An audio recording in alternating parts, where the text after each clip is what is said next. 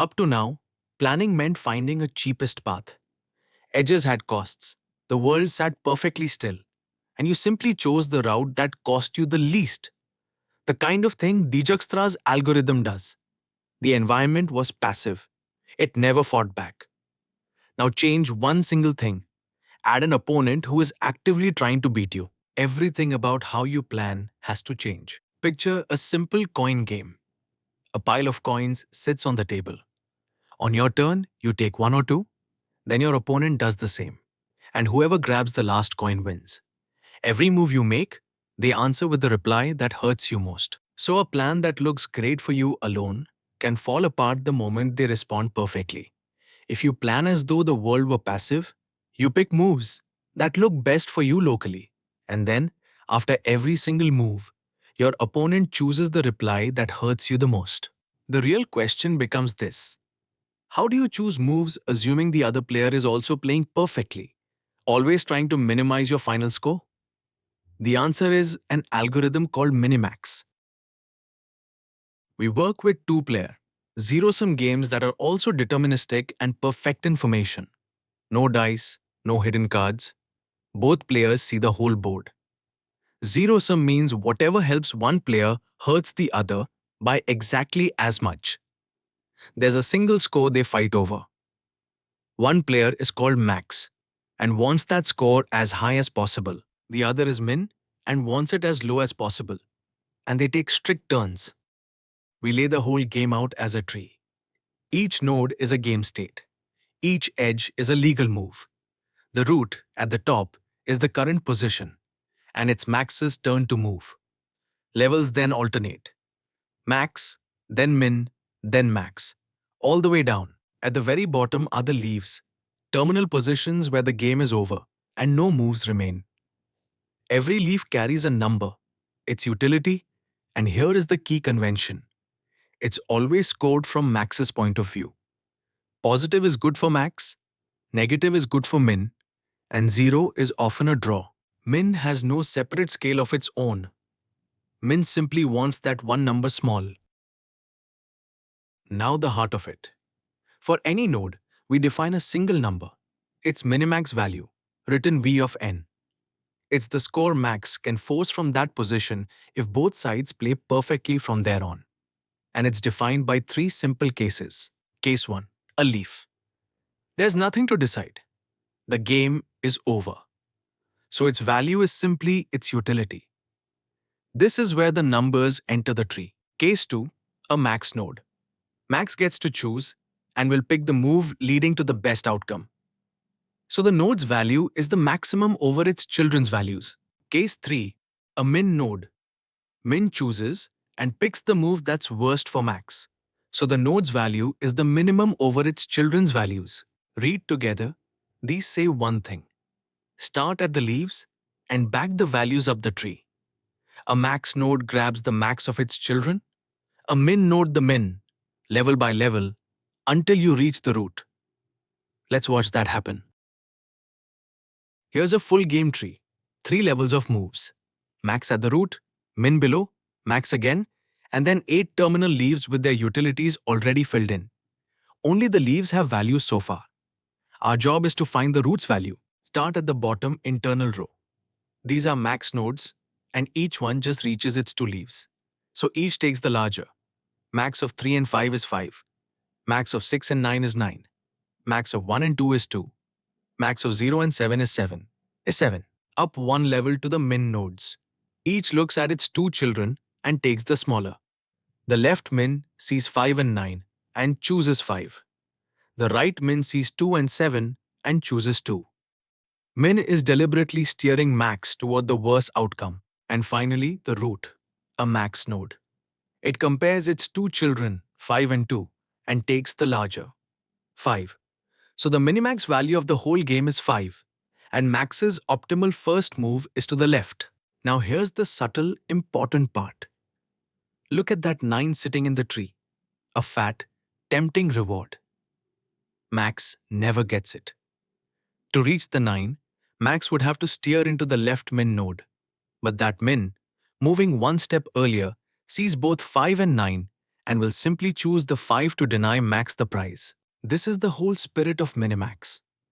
For each of your moves, you must look at the worst outcome the opponent can force, and then pick the move whose worst case is the least bad. The value is what you can guarantee against perfect play, not the best leaf on the board.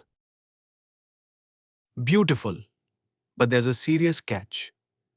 Minimax, as we've described it, visits every single leaf of the tree. That's fine for our toy examples, but count the cost. With a branching factor b and depth d, the number of leaves grows like b to the d. It explodes exponentially. In a real game like chess, b is around 35, and the full game tree has more leaves than there are atoms in the observable universe. You could never, ever reach the true terminal positions. So we cheat cleverly. We search only to a fixed depth limit, say a handful of moves ahead, and wherever we are forced to stop, instead of a real game outcome, we apply an evaluation function. That's a quick, handcrafted estimate of how good a position looks for Max. In chess, for instance, counting material and king safety. Those estimates become the leaf values at our artificial frontier, and Minimax then runs on them exactly as before. Better evaluation and deeper limits mean stronger play. Here's a depth-limited example. Max at the root, 3 moves to min nodes A, B, and C, and below each, 2 frontier positions scored by the evaluation function. These greens aren't true game endings, they're estimates.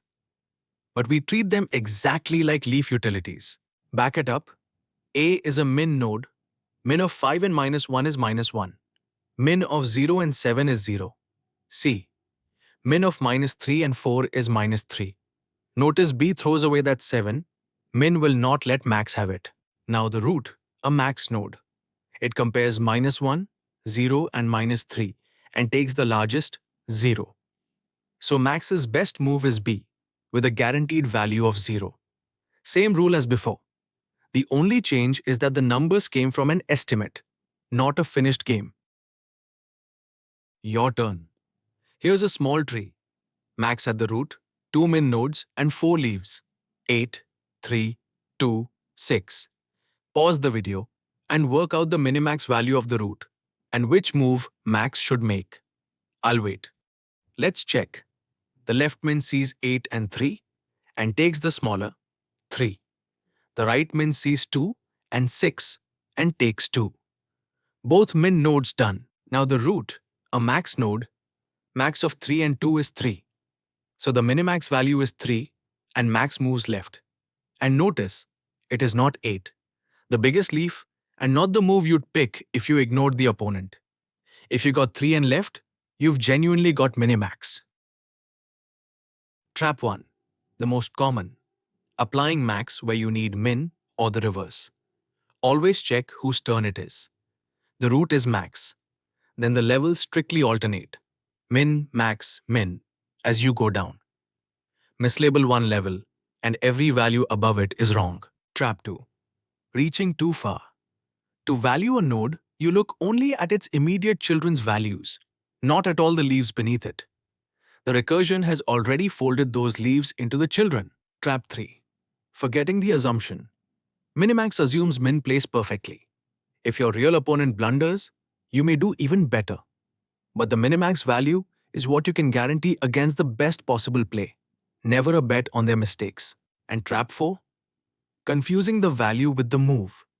V of root is a single number, the score. The move is the child that achieves it.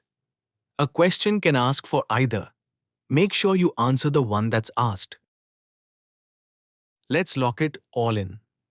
Minimax is adversarial search for two-player zero-sum games. Max pushing the score up, Min pushing it down, taking strict turns. It extends the cheapest path idea. There, the world was passive, and you minimized your own cost. Here, at every other level, an adversary chooses the worst continuation for you. You write the game as a tree. States are nodes, moves are edges, and the leaves carry utilities measured from Max's point of view. You compute the answer by backing values up from the leaves. Every max node takes the max of its children, every min node the min. And the number you get at the root is a guarantee. The best outcome max can force against a perfect opponent, not simply the juiciest leaf in the tree. When the tree is too big, you stop at a depth limit and score the frontier with an evaluation function, then run Minimax exactly as before. One last thing. Plain Minimax still explores every single leaf, which is wasteful. Many branches can't possibly change the answer. Next, we'll meet alpha-beta pruning, which proves exactly that, skips those branches, and reaches the identical Minimax value far faster.